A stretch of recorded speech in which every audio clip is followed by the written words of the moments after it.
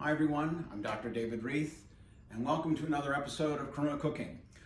Today we're going to do one of the favorites of our family. It's a mashed potato with corn in it. It's just kind of a little way to spice up the potatoes, and we're getting into summer, we're going to have all this great produce and corn.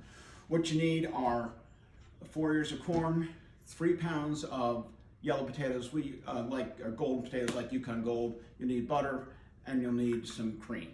So the first thing we're going to do is we're going to actually grill the corn. So we're just going to put a little olive oil on these. And nothing wrong with using your hands here. We'll wash afterwards so that we're in good shape. So now these are just going to go right on the grill and get a nice little char on the outside. And I'm going to go put them on the grill right now. Just finishing getting it off the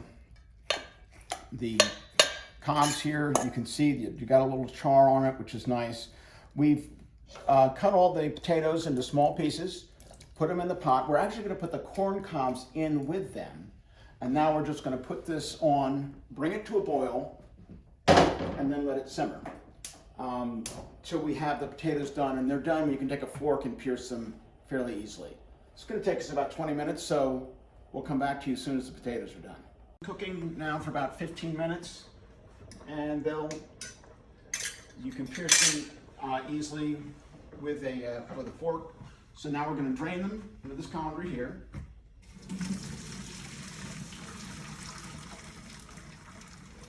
And two things that will make a difference every time you make mashed potatoes.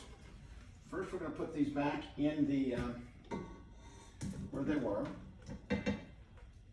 into the pot.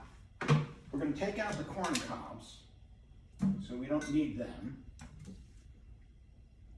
And now, we're going to put this back on the heat.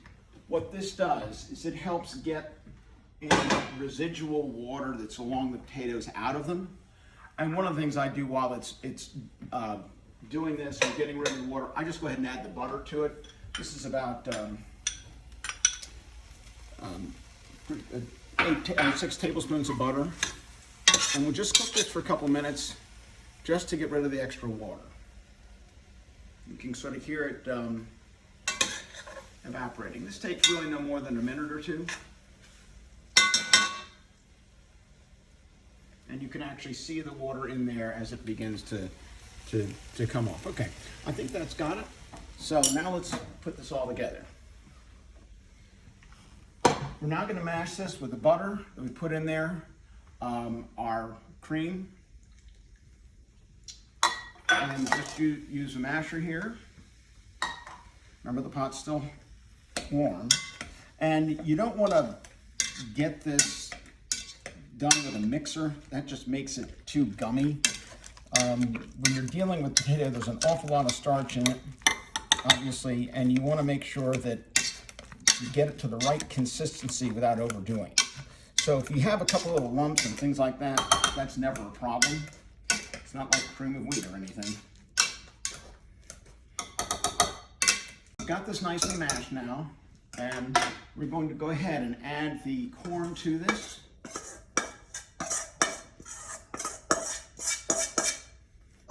Continue to mix that all in there so it gets well incorporated.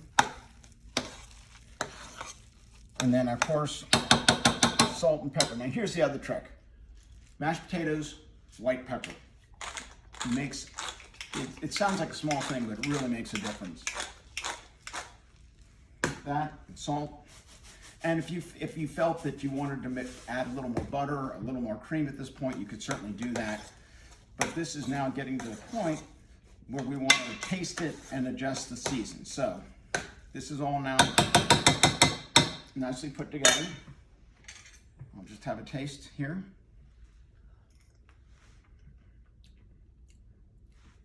Perfect.